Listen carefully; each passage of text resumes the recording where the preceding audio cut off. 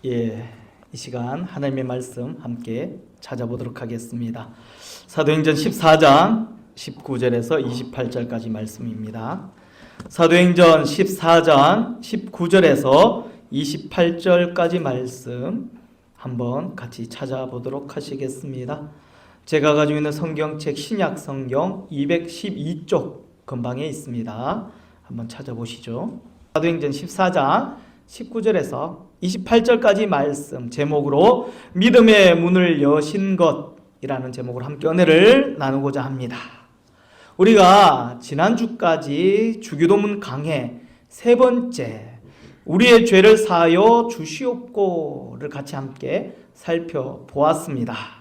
원래대로라면 오늘은 네 번째를 해야 하는데 우리 교회가 단기 선교 사역을 며칠 앞두고 하나님께서 우리 교회에 주시고자 하시는 이 선교적 마인드를 말씀으로 함께 공유하고 싶어 오늘 이 말씀을 준비했습니다. 오늘 우리가 함께 나눌 이 설교 이 내용을 한마디로 요약하자면 선교라고 할 수 있겠고, 세 가지로 우리가 주제를 나누어 설명하자라고 한다면, 첫째는 하나님께서 세상의 많은 사람들을 구원하시기를 원하신다는 것입니다. 두 번째로는 하나님께서 누군가를 통해서 세상의 많은 사람들을 구원하시고자 하신다는 거예요. 세 번째로는 하나님께서 구원 사역에 동참할 그 누군가를 세상 곳곳에 심어 놓으셨다라는 것입니다. 그 누군가가 바로 여러분들이 되시기를 예수님의 이름으로 소망합니다. 이 삼박자로 말미암아 구원이 이루어지게 되는 것이다 라고 오늘 말씀에 우리 가운데 주시는 교훈인 것입니다. 하나님께서는요, 이 대한민국의 이 구원을 이어나가시게 하기 위해서 조선에 마포 삼열이라는 선교사님을 보내주시고, 이로 인하여 여러분들도 아시다시피 어디선가 이 많은 이름을 한번 들어보셨을 거예요. 길선주, 이기풍, 한석진, 한경직 등의 최초의 목사님들을 이분들로 통해서 세워지게 하셨습니다. 우리가 보통 새벽기도는 누가 만들었어? 이 힘들고 어려운 이 새벽기도 누가 하자고 했어?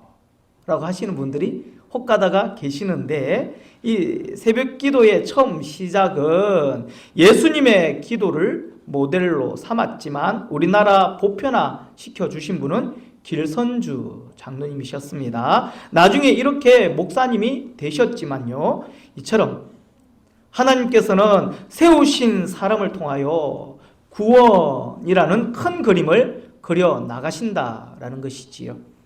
저 먼 유대 땅에서도 하나님의 구원 사역은 이스라엘로부터 시작하여 이방인들에게까지 이어졌습니다. 먼저 이스라엘 사람들에게 복음이 전해졌고, 북쪽 이방 사람들로부터 시작해서 고넬료와 베드로를 통해서 가이사랴에 복음이 전해졌으며, 그 다음에는 예루살렘의 이 피난민들과 바나바와 이 바울을 통해서 복음이 안디옥까지 정해졌습니다.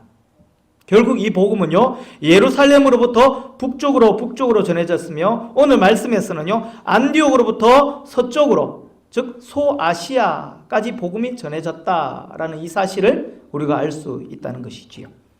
언제나 그렇듯이 이 복음 전파의 주연은 하나님이셨고, 그 조연은 복음을 먼저 접하고 하나님의 손에 이미 붙들린 자, 곳곳에 심어 놓으신 하나님의 사람들이었습니다. 오늘 이 아침에 복음이 어떻게 소아시아에 전해졌고, 그 복음으로 말미암아 교회가 어떻게 세워졌는지 함께 살펴보도록 하겠습니다. 첫 번째, 복음이 소아시아로 전파되어졌습니다. 13장 2절부터 5절까지 보시면 이런 말씀이 나와요. 주를 섬겨 금식할 때에 성령이 이르시되 내가 불러 시키는 일을 위하여 바나바와 사울을 따로 세우라 하시니, 이에 금식하며 기도하고 두 사람에게 안수하여 보내니라. 두 사람이 성령의 보내심을 받아 실루기아에 내려가 거기서 배 타고 구브로에 가서 살라미에 이르러 하나님의 말씀을 유대인의 여러 회당에서 전할세 라는 말씀이 기록되어져 있어요. 결국 소아시아의 복음 전파는 하나님의 주도로 주권적인 역사로 성령 하나님의 인도하심과 지시하심으로 시작된 사역이다 라고 말씀드릴 수가 있다는 것이지요.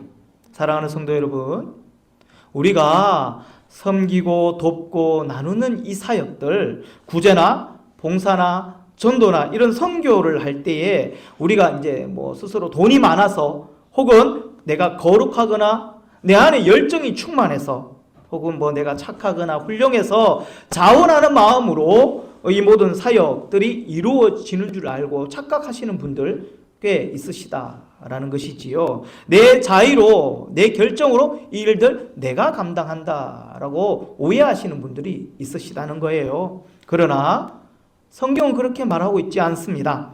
사역의 시작도 진행도 마무리도 모두 성령 하나님께서 하셨다라고 말씀 주고 계신다는 것입니다.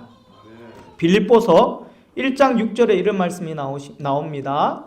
너희 안에서 착한 일을 시작하신 이가 그리스도 예수의 날까지 이루실 줄을 우리가 확신하노라. 골로새서 1장에 보면 또 이런 말씀이 나와요. 이를 위하여 나도 내 속에서 능력으로 역사하시는 이의 역사를 따라 힘을 다하여 수고하노라. 착한 일을 시작하신 이, 내 속에서 능력으로 역사하시는 이로 말미암아 내가 사역한다. 바로 사도 바울의 이 사역의 동기이자 근거가 되는 것입니다.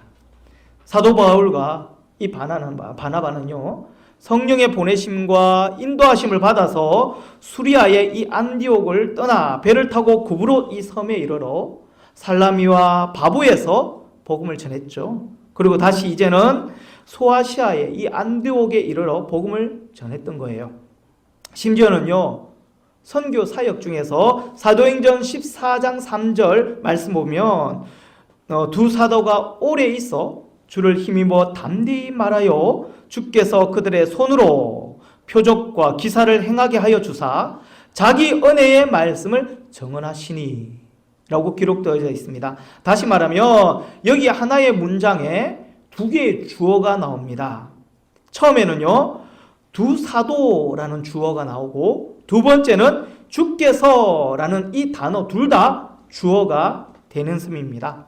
다시 말하면요, 이 니고디온에서 복음을 전한 사람은 분명히 두 사람, 이 바울과 바나바였어요. 그곳에서 표적과 기사를 행하시고 그러나 은혜의 말씀을 전하신 분은 주님이셨다. 주님 자신이셨다. 바로 이렇게 말씀 주고 계시는 겁니다. 두 사도는요, 주님께서 사용하신 도구였다라는 것이지요.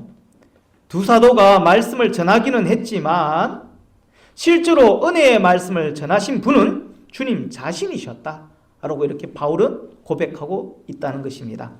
한 가지 더 말씀드리자면 두 사도가 이고디온에 이어 루스드로와 더베와 그 근방에 가서 복음을 전한 다음에 저들을 파송했던 수리아 안디옥에 갔었어요. 돌아왔죠. 그리고 이제 1차 선교여행을 마칠 때쯤에 그들은요, 이 안디옥 교회들에게 돌아와서 보고를 하게 됩니다. 사도행전 14장 27절과 28절에 보면 그 보고 내용을 이렇게 기록하고 있습니다. 그들이 이르러 교회를 모아 하나님이 행하신 모든 일과 이방인들에게 믿음의 문을 여신 것을 보고하고 제자들과 함께 오래 있으니라. 즉 우리가 한 일은, 우리가 행하는 것, 이 모든 것들은, 이 선교 사역은 우리가 한 것이 아니라 바로 하나님께서 하셔서 하나님이 행하신 일들이다 라고 이렇게 마지막 마무리 보고를 결론 짓고 있다라는 것이지요. 누가 선교사로 파송을 받아 먼 지역으로 갔나요? 성경에서 바울과 바나바 이 두 제자가 선교사로 보냄을 받았다라고 분명히 기록하고 있는데 저들을 보내신 분은 누구? 성령 하나님이셨고 두 사도가 말씀을 전했는데 실제로 말씀을 전하신 분도 주님이셨고 두 사도가 수고를 참 많이 했는데 실제로 그 수고로움 가운데 선교하신 분은 바로 하나님 자신이셨다라고 분명히 말씀 주고 있다는 것이지요. 행하신 모든 일들, 심지어는요 이방인들에게도 믿음의 문을 여신 것도 바로 하나님이 행하셨다라고 이들은 이렇게 보고하고 있습니다. 우리 교회도 예전에 있잖아요. 우리 귀한 선교사님들 참 많이 보냈고 섬겼고 모든 사역들, 이런 사역들을 했었잖아요. 이 사역들 누가 했나요? 바로 하나님이 하셨습니다.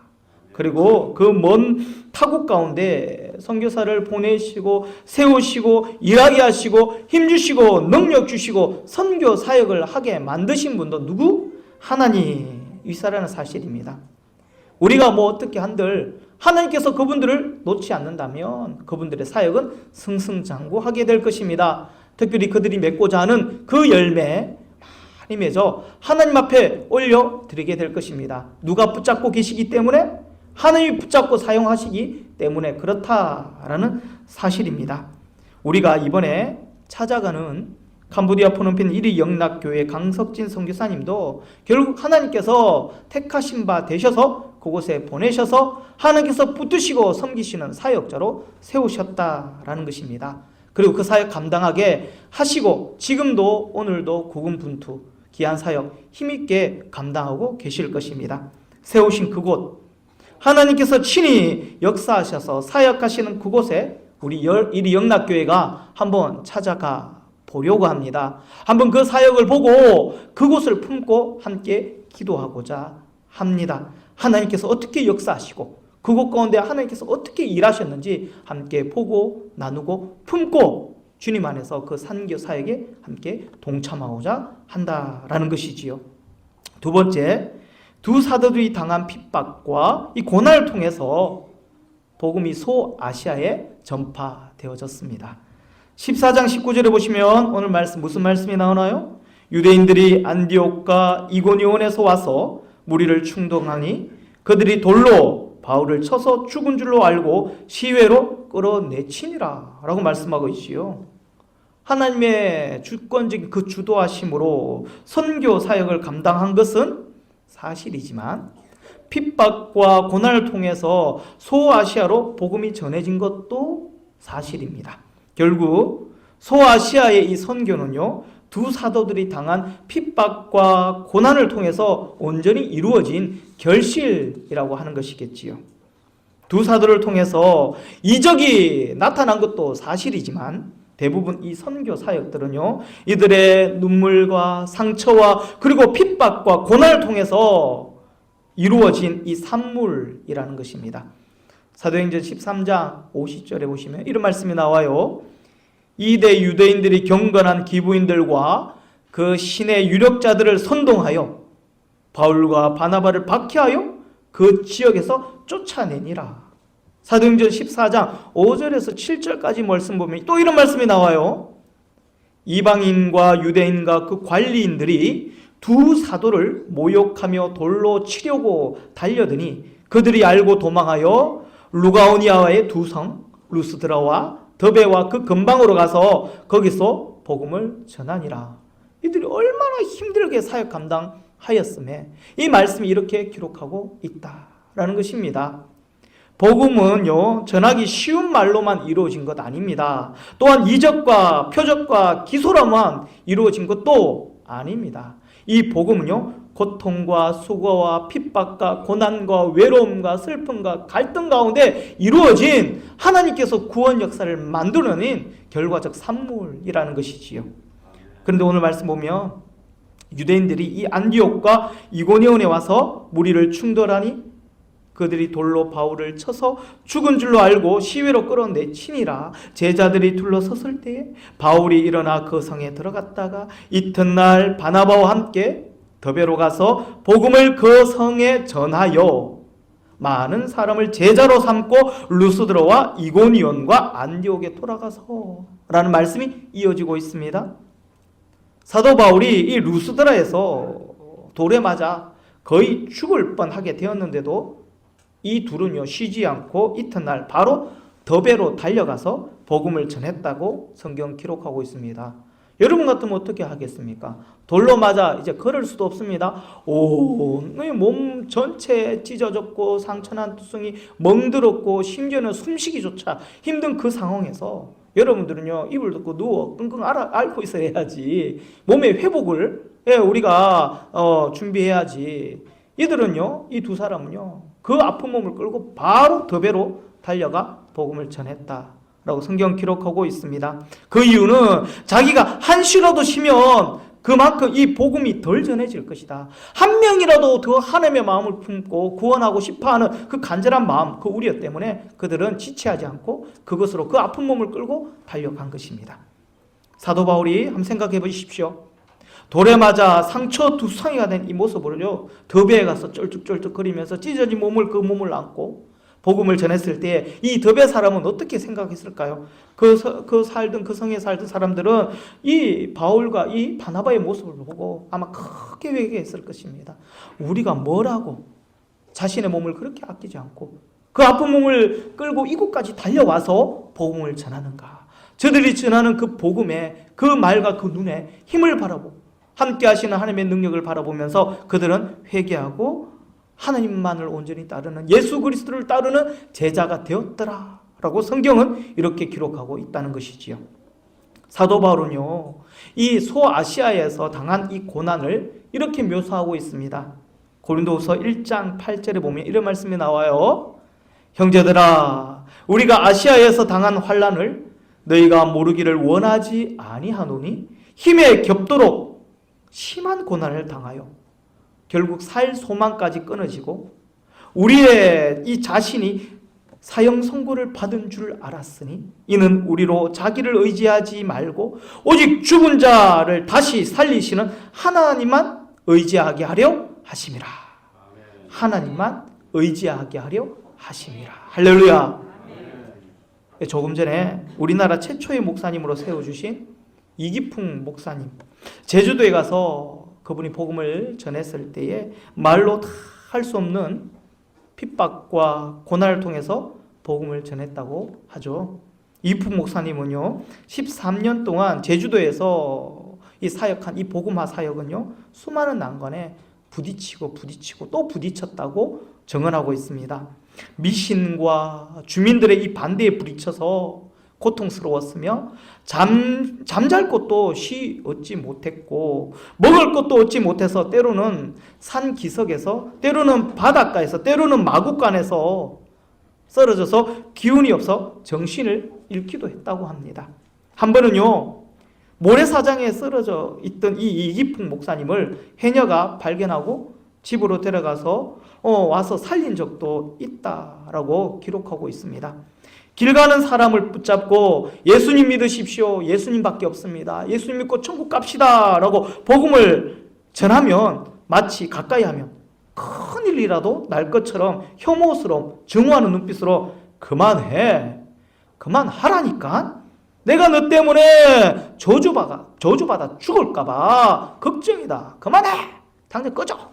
라고 하면서 오지 말라고 내밀치며 심지어는 소금을 뿌리며 강하게 거절했다고 그렇게 이야기를 하고 있습니다. 이기풍 목사님은요, 너무나도 힘들고 괴로워서요, 제주도를 떠나려고 한 일 있었다고 하지요. 제주도를 떠나기로 작정하고 그 사실을 편지로 써서 마포 삼열 선교사님에게 보냈습니다. 두어 달 뒤에 답장이 왔어요. 그 답장에는 다음과 같이 적혀져 있었다고 합니다. 목사님의 편지를 잘 받았습니다. 그런데 당신이 내 턱을 때린 흉터가 아직 아물지 않았으니 이 흉터가 다 아물 때까지 다시 한 번 더 힘써 보시지요. 이기풍 목사님은 그 편지를 받고 그 자리에 엎드려서 대성통곡을 했습니다. 복음 전하는 사역은 이 아픔과 상처가 함께 동반되어져 가는구나. 이거 피할 수 없는 거구나. 그 사실을 인정하고 그 자리에서 엎드려 회개했다고 합니다. 하나님, 이 고통, 이 고난 주심을 감사합니다. 달게 받겠습니다. 이 고통과 이 고난과 수모와 이 아픔은 하나님께서 이 영혼을 사랑하라고 하신 하나님의 음성으로 제가 받들겠나이다. 그 마음으로 열심히 귀한 사역 힘있게 잘 감당했다고 합니다. 제주도에 복음이 들어간 것은 물론 하나님의 주도하심으로 이루어진 것도 사실이지만 이기풍 목사님과 윤함의 이 사모님의 눈물과 상처와 아픔과 핍박에 따른 이 고난과 수고가 없었다면 그곳에 구원의 역사는 전혀 일어나지 않았을 거예요. 사도 바울은요, 이 소아시아의 골로새 교회에게 이렇게 편지를 써서 보낸 적이 있었습니다. 나는 이제 너희를 위하여 받은 괴로움을 기뻐하고 그리스도의 남은 고난을 그의 몸된 교회를 위하여 내 육체에 채우노라.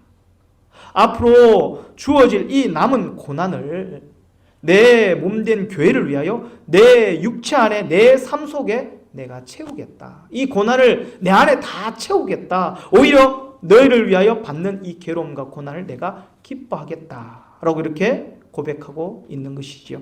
저는 한 번씩 선교사님들의 편지를 받게 됩니다. 그 편지를 읽어보면 구구절절하게 한 장을 넘어섭니다. 보통 다 2-3장 사진까지 막 이런 어떤 편지들을 이렇게 고이 접어서 저희 교회 심지어는 저한테 보내주셔요. 그 내용을 읽어보면 이루 말할 수 없는 아픔과 고통과 힘듦과 수고스러움이 그 편지 속에 고스란히 다 녹아져 있습니다.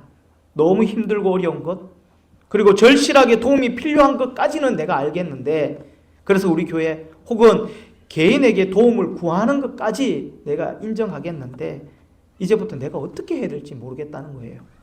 한날은요, 오종식 성도님이 이걸 주시더라고요. 안 오셨죠? 이걸 주셨어요. 보면 누리끼리 하잖아. 뒤에 보면 출석부도 이걸 또 주셔서 저한테 주시고 그냥 던지고 가셨어요. 여기 보니까 예전에 23곳 교회 혹은 해외 선교사님들의 사역을 위해 함께 여러분들이 기도하신 기도 제목들이 적혀져 있었습니다. 그런데 지금 우리는 어떻습니까? 우리가 힘들고 어려우니까 다 끊어버렸지 않습니까? 생각의 차이는 있을 수 있겠지만 솔직히 선교사님들 우리보다 더 힘들고 어렵습니다. 자그마한 도움이 그들에게 큰 힘이 될 것입니다. 물론 기도도 필요하지만 물질도 필요한 곳이 바로 그곳입니다. 그래서 저는 기도합니다. 우리 교회에 부흥을 허락하시오. 더 많은 선교사님들과 나라들, 교회와 이웃과 주의 일꾼들을 섬기고 세우는 그 일들 가운데 우리 교회를 크게 들어 사용하여 주시옵소서. 우리들의 마음을 선교 사역에 집중하게 하시고 하나 되게 하시고 비전을 품고 땅끝까지 이르러 복음을 전하는 사역에 우리 교회를 마음껏 사용하시리라 저는 믿어 의심치 않습니다. 이번에 가는 캄보디아 프놈펜 1위 영락교회도 솔직히 이름만 1위 영락교회였지 최근 우리 교회 형편이 좋지 않아서 그렇게 많이 도와주지 못했습니다. 이번에도 목사님 이것 좀 해주셨으면 좋겠습니다. 이런 것까지 부탁드려도 될런지요? 라고 조심스럽게 주신 말씀들이 참 요청들이 많이 있었는데 우리가 그 요청 주실 때마다 난색을 표했습니다. 마음 같아서는 요청하신 것 모든 것 다 들어드리고 싶은데 우리 교회 형편상 그게 잘 안 되더라는 거예요. 그래서 이번에 우리 팀들이 가면 많이 섬기고 나누고 올 생각입니다. 기도 많이 부탁드립니다. 이렇듯 구원사역에 선교사역에는요 보내는 자와 보냄을 받은 자 모두가 어떻게 보면 부담스럽고 힘들고 어렵습니다. 고난과 수고로 이어지는 사역이 바로 이 전도사역, 선교사역이라는 것이지요. 그래서 여러분들 이것만은 잊지 말고 꼭 기억해 주시기 바랍니다. 예수님의 지상 최대의 명령 무엇입니까? 명령입니다. 바로 땅끝까지 이르러 내 증인이 되라. 땅끝까지 복음을 전하는 사역, 이것이 우리에게 주신 명령이라는 것이지요. 내가 직접 나가든지 보내든지 아니면 돕든지 우리 모두가 부담스럽지만 마음이 무겁고 힘들겠지만 우리 모두가 함께 가져야 될 거룩한 사명임을 기억하시는 저와 여러분들이 되시기를 바랍니다. 마지막 세 번째로 결국 이들로 인해서 영생 주시기로 작정된 자들의 믿음의 문들이 열렸다라고 성경은 기록하고 있습니다. 사도행전 13장 48절에 보시면 이런 말씀이 나와요. 이방인들이 듣고 기뻐하여 하나님의 말씀을 찬송하며 영생 주시기로 작정된 자는 다 믿더라. 이렇게 소아시아 이 땅 가운데 복음이 전파된 것은요, 첫째로 하나님의 주도하심과 주권적인 그 인도하심으로 이루어졌다. 둘째로는 두 사도의 핍박과 고난과 수고로 말미암아 복음이 전파되었지만, 셋째로 이 소아시아에 살던 사람들이 결국에는 복음으로 구원을 이루게 되었다라고 성경은 기록하고 있는 것입니다.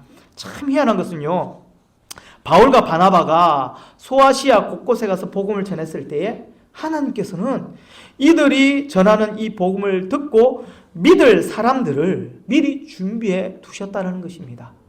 여호와의 일에 하나님 다 준비해 두시고 믿고 구원받을 백성들을 예배해 두셨다라고 하는 것이지요. 이방인들이 예수님을 믿을 수 있도록 믿음의 문을 이미 열어놓고 계셨다는 것입니다. 구브로 섬의 바보에 가서 복음을 전했을 때에 그것의 총독 스기오가 예수님을 믿었습니다. 전혀 가당치도 않는 일들이 그들 가운데 복음을 전하는 그 사역 가운데 일어났다라는 것입니다. 누가 총독이 예수 믿을 줄 누가 알았겠습니까? 그런데 하나님께서 미리 다 총독이 예수 믿게끔 준비해 두셨다. 모든 환경과 상황들을 딱 준비해 두셨다라는 거예요. 복음의 결실을 보게 준비해 두셨다. 또한 비시디아 이 안디옥에서 복음을 전했을 때도 마찬가지입니다. 비방과 박해가 많았지만 이방인들이 듣고 기뻐하고 믿었다라고 성경 기록하고 있고, 이고니온에서도 허다한 무리가 믿었다라고 성경 기록하고 있습니다. 심지어는요, 루스드라에서 복음을 전했을 때 나면서부터 안전병이었던, 단 한 번도 걸어본 적이 없었던 이 안전뱅이가 바울의 이 말을 듣고 일어나 걷고 뛰었다라고 성경 기록하고 있습니다. 이 구원의 역사가 그곳 가운데 일어났다라는 것이지요. 사도행전 14장 20절에서도 바울과 바나바가 더베로 가서 복음을 전했을 때에 많은 사람들이 믿고 심지어는 그들이 예수님의 제자가 되었더라 라고 성경은 기록하고 있습니다. 사랑하는 성도 여러분, 우리는 참 못된 고집들이 저마다 다 있습니다. 예를 들자면 내가 가진 편협한 생각과 인상에 대한 고집, 다시 말하면요, 내가 경험한 첫 인상은요 쉽게 바뀌지 않는다는 것이지요.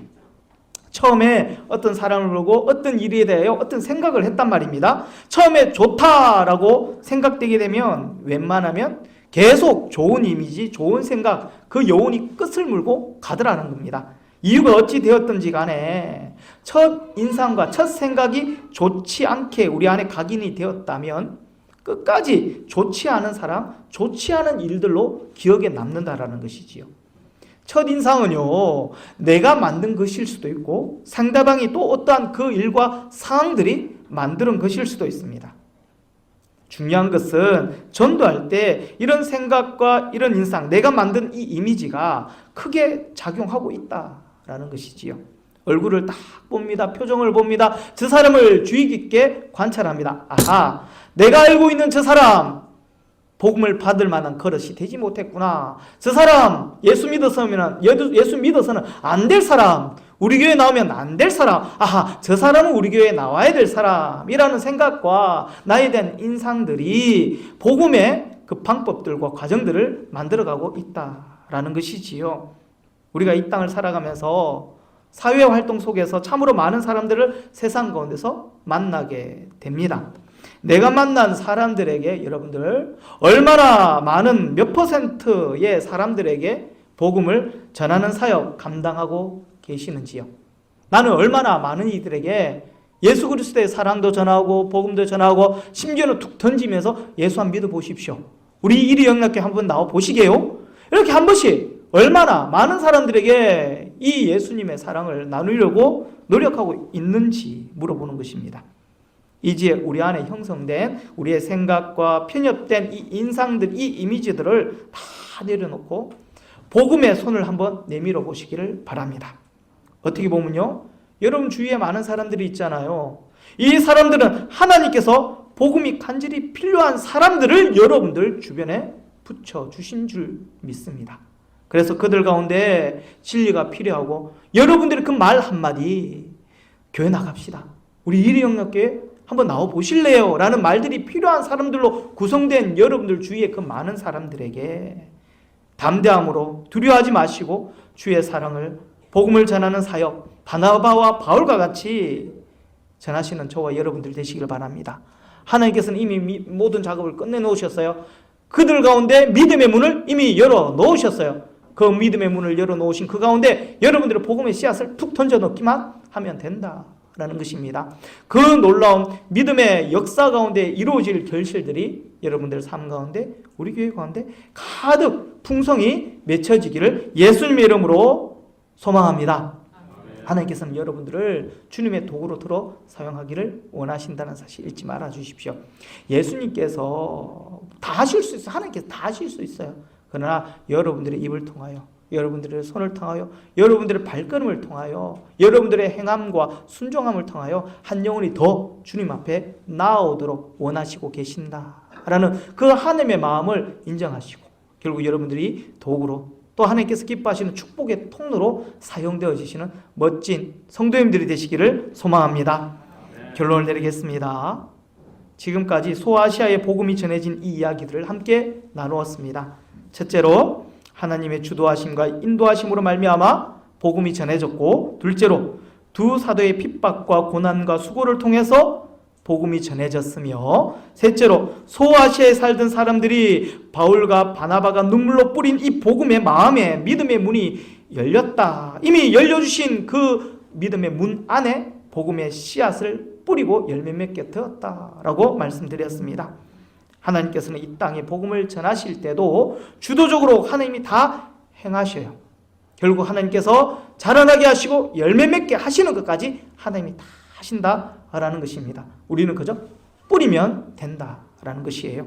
그리고 토마스 선교사, 마포 삼열 선교사님과 같은 여러 선진들의 이 핍박과 고난과 수고로 우리 이 땅 가운데 복음이 심겨졌습니다. 그 복음의 열매가 바로 저와 여러분들임을 믿으시기를 바랍니다. 로마서의 10장 14절에 이런 말씀이 나옵니다. 그런즉 그들이 믿지 아니하는 일을 어찌 부르리요? 듣지도 못한 일을 어찌 믿으리요? 전파하는 자가 없이 어찌 들으리요? 주의 사랑을 전파하고 주의 복음을 나누지 못하면 그들에게는요, 믿음이라는 선물조차 받아 누리지 못하게 될 것이다 라고 이야기하고 있는 것이지요. 지금 당신 옆에, 당신 주위에 있는 그들은요, 구원이 필요한 자들입니다. 진리가 필요하고 예수님의 사랑이 필요한 자들임을 꼭 기억하시기 바랍니다. 복음을 전하는 사역, 선교 사역, 나가든지 보내든지 돕든지의 이 사역, 여러분들에게는 다소 부담스러울 수도 있는 이 사역 한마음으로 순종하시는 저와 여러분들, 하나님께서 이 말세지 말에 크게 들어 사용하시는 하나님의 도구, 기뻐하시는 주의 일꾼 되시기를 예수님의 이름으로 축복합니다. 소망합니다. 예, 이 귀한 사역으로 참 많은 영혼들이 살아날 줄 믿습니다. 나중에 하나님 앞에 섰을 때 그분들이 분명히 그분들이 하나님 앞에 이렇게 이야기할 거예요. 내가 저분 때문에, 내가 저 사람 때문에, 내가 저 사람의 기도로 말미암아, 노력으로 말미암아 하나님 앞에 이렇게 섰습니다. 감사합니다 라고 하나님 앞에 여러분들의 이름을 더 높이게 될 것입니다. 그날을 기대하며 열심히 이 사역들 잘 감당할 수 있는 저와 여러분들 되시기를 바랍니다. 기도하시겠습니다.